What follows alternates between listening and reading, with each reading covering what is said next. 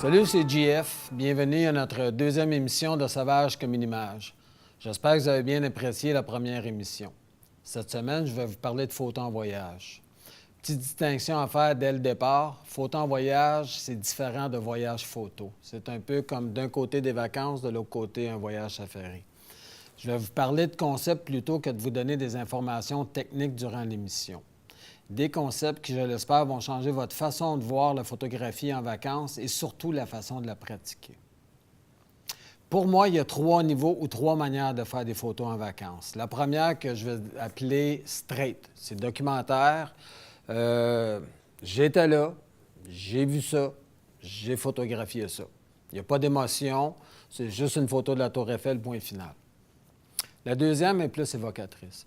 Ça communique une certaine appréciation du sujet. C'est la plus belle photo de la Tour Eiffel que j'ai faite. Ça sous-entend que j'ai fait plusieurs photos. Ça sous-entend que j'ai travaillé mon sujet puis j'ai essayé de faire la plus belle photo possible de la Tour Eiffel. La troisième, la transcendance émotionnelle. Un bien grand mot pour dire qu'on parle d'une photographie qui communique une émotion universelle. Ainsi, quand je regarde une photo de la Tour Eiffel, je ressens Paris, ville de l'amour, je ressens de la joie de voyager. Il y a quelque chose qui sort de cette photo-là. C'est plus qu'une photo. Il y a une histoire, il y a un sentiment derrière la photo. Le troisième niveau est le seul qui porte à l'action. Je veux cette photo, je veux visiter cet endroit-là. Autrement dit, on tombe un peu dans le « j'aime ça, je veux ça ». Pour moi, la photo est une excuse pour visiter le monde. Au cours de cette émission, je vais partager avec vous mes expériences dans la photo de voyage. Je vais donc vous parler de techniques de composition. Je vais aussi vous parler de ma façon de travailler sur le terrain.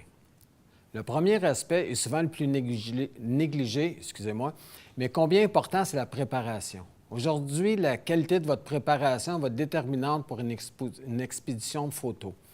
C'est directement proportionnel à la quantité de chances que vous aurez de faire de belles photos. On va se mettre en appétit avec un petit segment que j'appelle « Apéro Intello », musique.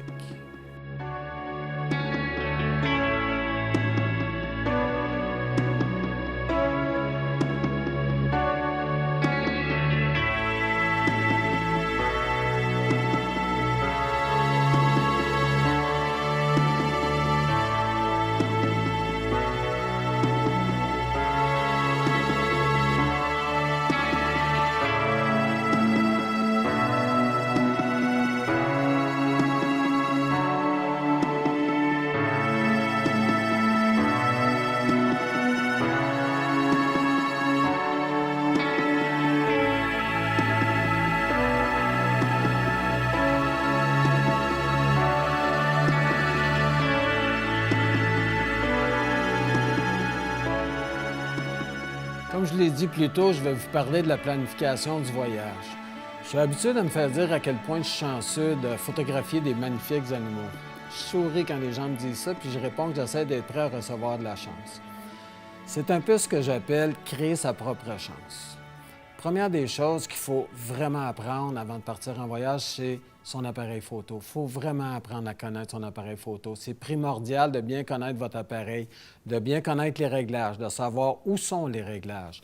Bref, de savoir utiliser correctement votre appareil photo avant de partir en voyage. Je dis avant parce qu'il y en a qui s'achètent des appareils photo puis qui partent en voyage, ils n'ont aucune idée comment ça fonctionne. Ça implique aussi de ne pas partir avec l'appareil d'un autre, d'un ami, d'un copain, d'un frère. Je ne peux pas trop mettre d'emphase sur ce point parce que c'est la plus grande source de problèmes chez les gens quand ils commencent à faire de la photo, c'est qu'ils ne comprennent pas assez leur caméra pour prendre les photos qu'ils ont en tête. Et puis là, quand ces gens-là reviennent de voyage, bien, ils sont évidemment déçus de leur photographie. Et comme remède, ils veulent s'acheter un nouvel appareil beaucoup plus dispendieux. Quoi? Le problème, c'est pas la caméra. Le problème, c'est la personne derrière la caméra. C'est elle qui prend les décisions. Le problème, c'est qu'on ne connaît pas assez notre matériel et on ne sait pas comment s'en servir. Puis je vous le dis tout de suite, une caméra qui est dispendieuse, ça ne crée pas des superbes photos. Au même titre qu'un piano n'a jamais écrit de concerto. C'est la personne derrière la caméra qui crée la photo. Acheter une caméra professionnelle, ça ne fera pas de vous un professionnel. Ça va faire de vous un propriétaire d'une caméra professionnelle. C'est tout, je suis désolé. Bon. on revient à la préparation à notre matériel. Pour bien connaître votre caméra, je vais vous donner le meilleur conseil que je puisse vous donner, c'est de lire votre livret d'instructions. Apprenez où est chaque bouton. Il faut vraiment connaître votre appareil sous le bout de vos doigts. Je sais que personne ne veut lire le fameux manuel d'instructions, mais je vous jure que c'est un des meilleurs conseils que je puisse vous donner. En voyage, on est limité dans le temps et surtout en équipement. Donc, la question qui se pose, on amène quoi en vacances? Première des choses, on amène un sac photo. La deuxième, une caméra. Je vous le donne en mille, pas de caméra, pas de photo. C'est plate, mais c'est comme ça. Une lentille zoom. Pourquoi un zoom? Parce qu'on peut couvrir plusieurs focales. La plupart des gens ont un 70-200 qui fait le job. Moi, personnellement, j'ai un 28-300. Fait que je peux couvrir de très large à très serré.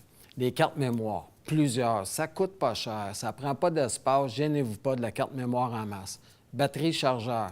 2 batteries. Surtout si vous partez pour une journée complète à faire de la photo, votre deuxième batterie va vous servir. Un trépied.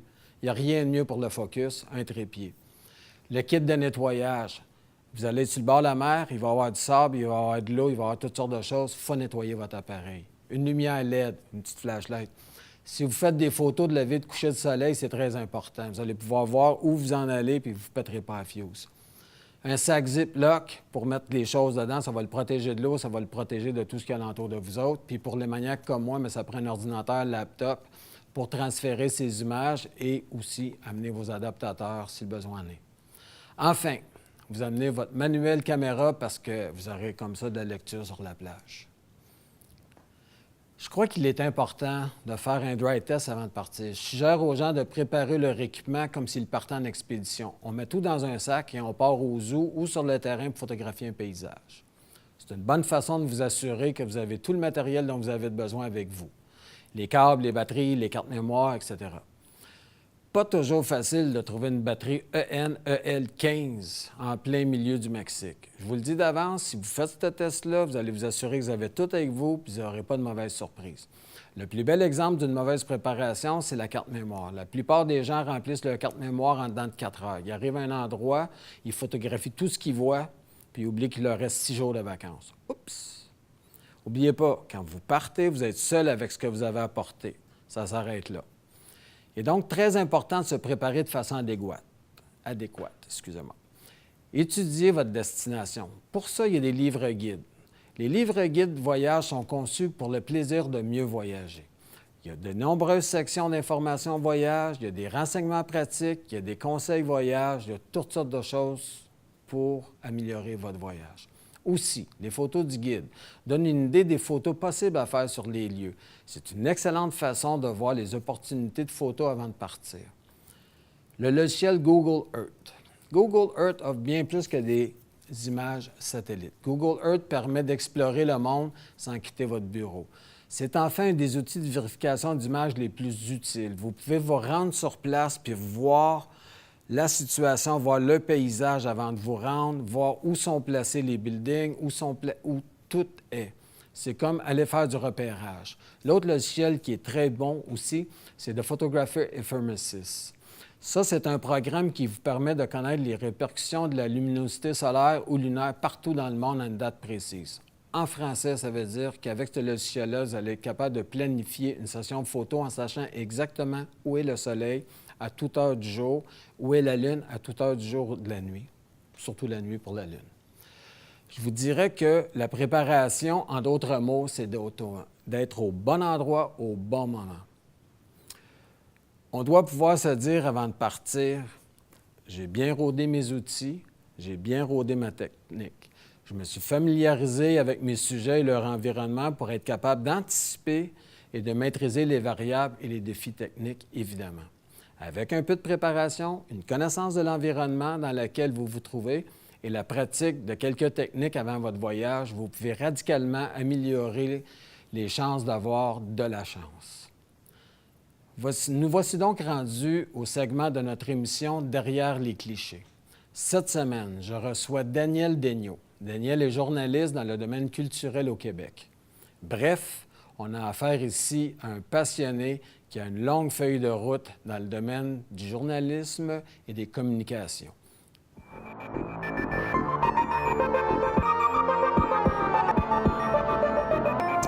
Bienvenue, Daniel, à Sauvage comme une image. Bonjour, salut, ça va? Ça va très bien, toi? Oui, super. J'aimerais que tu puisses te présenter à nos auditeurs parce que tu as un CV long comme le bras. J'ai lu ta biographie, ça remplit une page pleine. Est-ce que tu pourrais nous donner... Bien, en gros, En un gros. aperçu, là, je suis journaliste depuis plus de 35 ans dans le milieu artistique, milieu culturel, et photographe aussi depuis, je dirais, au-delà de 25 ans. Alors, je cumule des fois les deux. Tantôt, je suis journaliste, tantôt, je suis photographe. Pas nécessairement dans le domaine culturel, par contre, pour les photos. Oui, je fais de la photo de spectacle, mais je fais des photos pour monsieur, madame, tout le monde. Je peux faire des mariages, des séances maternité. Je touche vraiment à tout.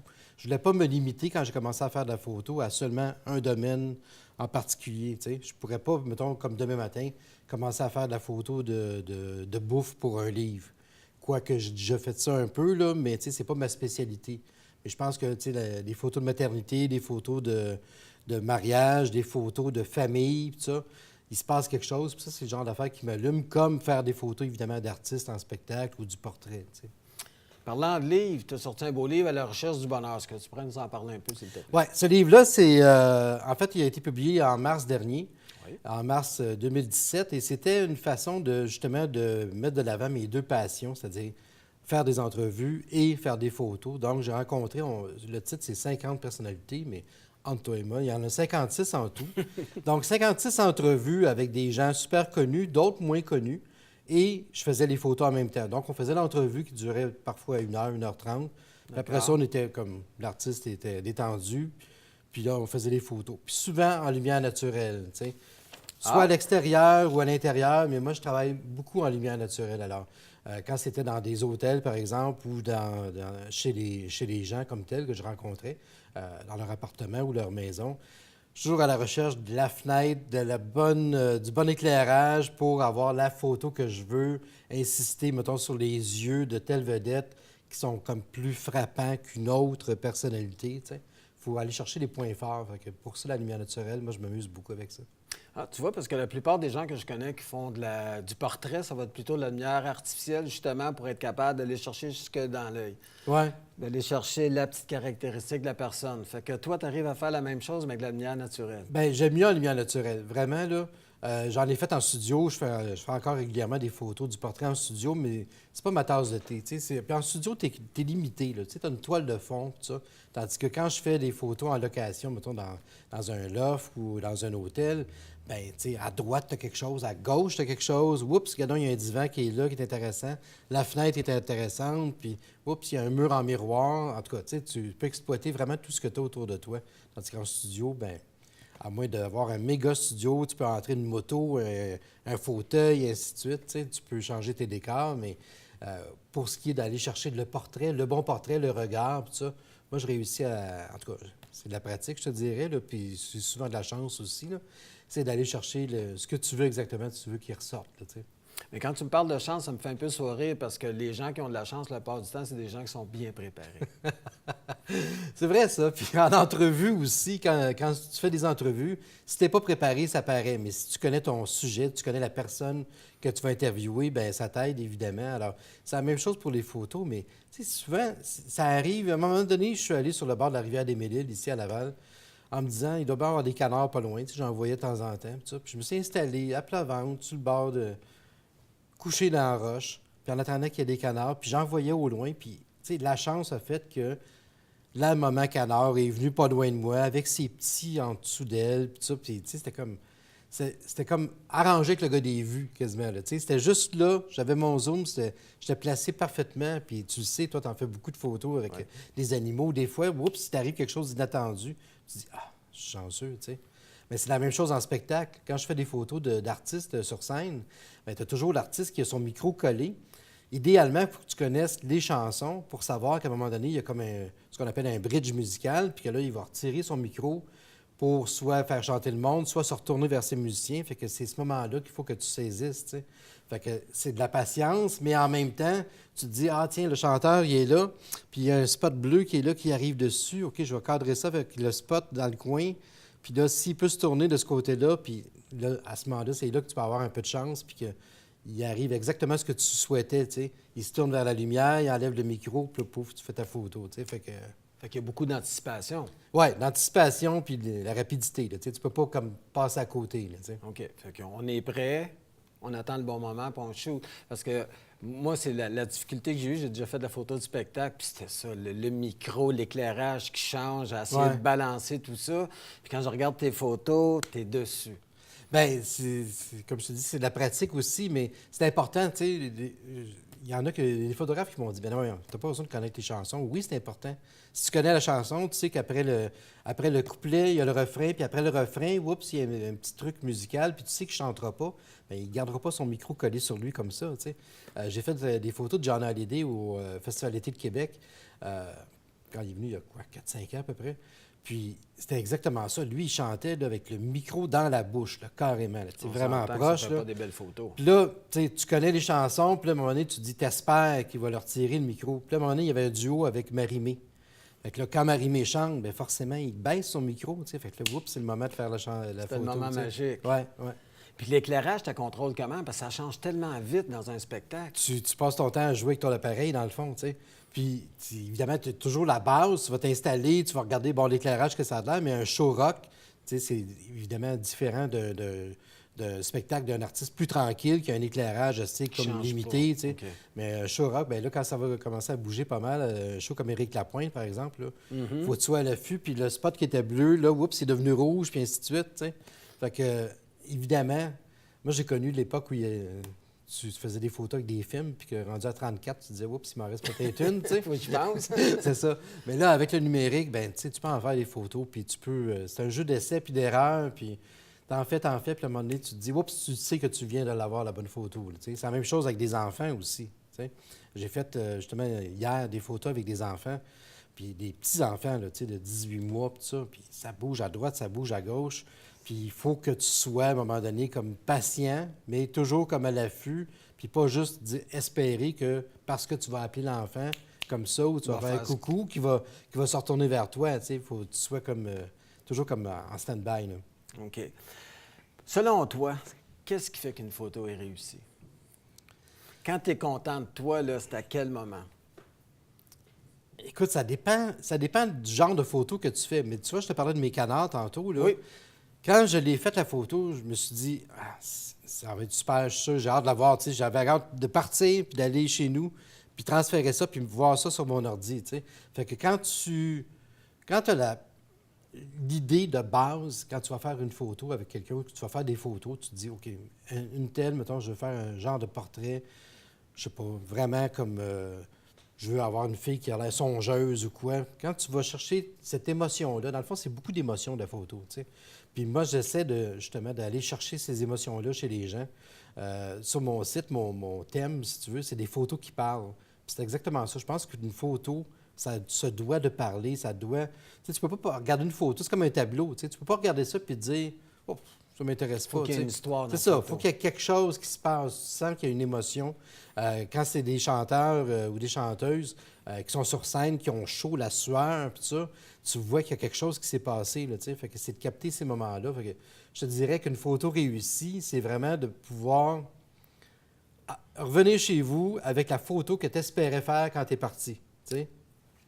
Est-ce que je pourrais dire, parce que j'ai déjà entendu un photographe dire ça, puis ça m'a marqué, il disait qu'il faut toujours pas être derrière la caméra, mais bien devant la caméra. Donc, penser à notre image avant de la shooter. Pas nécessairement. Pas nécessairement. Tu sais, quand tu sais ce que tu veux à la base, là, je te donne l'exemple de Roselyne Fillon, la plongeuse. D'accord. Quand elle est revenue des Jeux olympiques avec sa médaille, tout ça, moi, je me suis dit, j'aimerais ça faire des photos d'elle à la piscine olympique où elle s'est entraînée durant 20 ans, mais pas la photo classique qu'on a vue d'elle en maillot sur le plongeon ou assise sur le plongeon. J'en ai vu plein de photos comme ça. Fait que là, Roselyne m'a dit, je vais apporter 2 maillots. Je dis, non, tu n'apportes pas de maillot.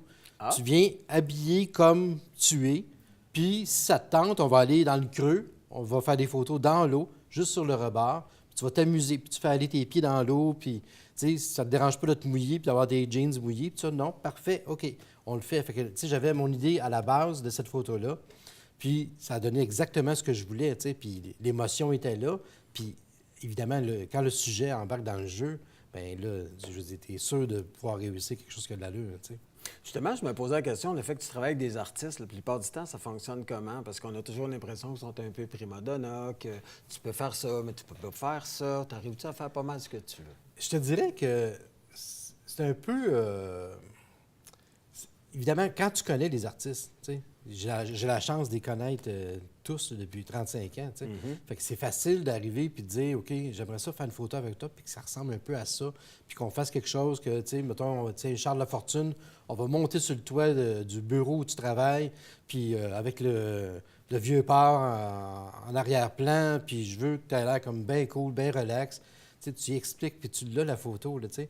Habituellement, c'est sûr qu'il y en a qui jouent moins le jeu, qui aiment moins ça. À ce moment-là, il faut que tu sois comme plus rapide, puis il faut t'expliquer vraiment ce que tu veux comme photo. Tu sais. Tu veux juste un portrait ou tu veux juste quelque chose de plus recherché? Tu sais. Tu vas aller, évidemment, avec quelqu'un qui va vraiment te donner du temps, bien, tu vas fouiller un peu plus. Là, tu sais.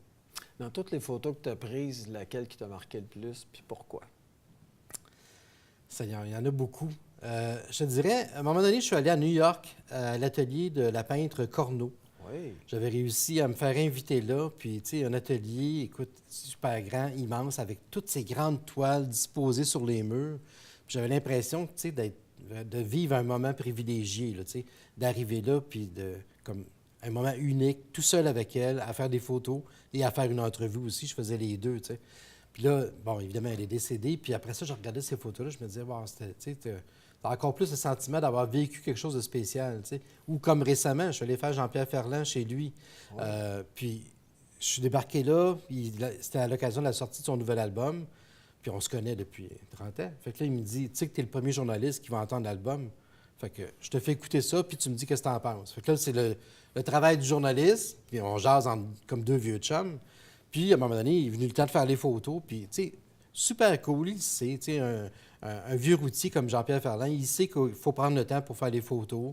Puis, Il connaît la game. Oui, puis quand j'y demande, regarde, on est sur son terrain, j'aimerais ça que tu me fasses un air, là, que tu sais, juste que, regarde, laisse-toi aller, fais comme si je n'étais pas là, fais juste regarder ton champ, puis ton lac là-bas, puis ça, puis, tu sais, ça a donné les photos que je voulais exactement, tu sais, comme le monsieur sur son terrain, super cool, super relax, puis Ça le c'était représentait efficace. bien. Oui.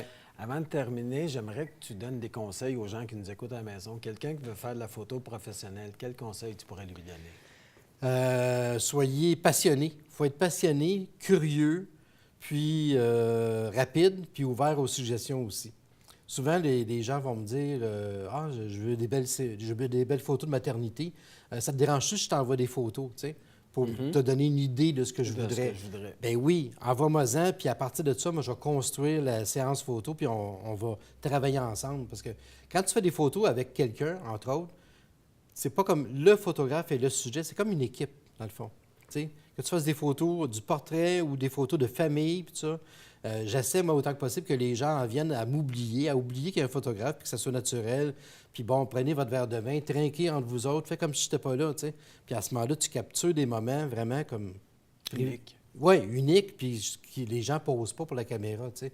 Fait que dans le fond, c'est peut-être moins de rechercher le portrait comme tel, puis d'être plus comme naturel, des photos plus spontanées, puis d'y aller vraiment comme, avec ton appareil, là, vraiment être comme un tireur, là, tu sais, comme prêt à dégainer avec ton appareil, juste, tu vois quelque chose qui se passe, tu as un enfant qui s'en vient en courant tout à coup, qui était comme stable dans un coin, puis là, il se met à courir, oups, tu sors tout de suite ton appareil, puis je pense qu'il faut être vraiment à l'affût puis curieux, puis moi, à chaque fois que je vais faire une séance photo avec, que ce soit, comme je te dis, spectacle ou quoi, je me sens encore comme un petit cul, vraiment. Là. La passion toujours Comme là. quand j'avais mon premier appareil, quand j'avais 16 ans, puis je tripais à faire des photos, puis après ça, triper dans ce temps-là, c'était de faire développer le film, puis ça, mais, tu sais, de triper, de voir le résultat après ça, tu sais, de le voir sur ton ordinateur, puis dire, oui, j'ai vraiment capté le bon moment, l'expression faciale est là, on sent qu'il se passe quelque chose, tu sais. Bien, merci beaucoup. Bien, ça me fait plaisir, c'était vraiment intéressant.